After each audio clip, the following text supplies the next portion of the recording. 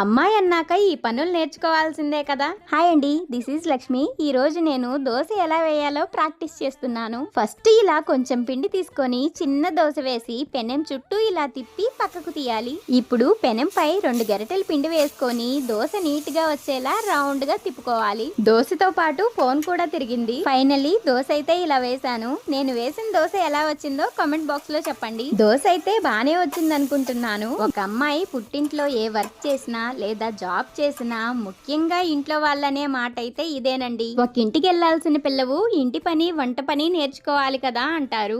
మీ ఇంట్లో కూడా ఇలాగే అంటారా? కామెంట్ బాక్స్ లో చెప్పండి. దోశ వేసేటప్పుడు పొరపాటున ఇలా గ్యాప్స్ వస్తే ఏం చేయాలో తెలుసా?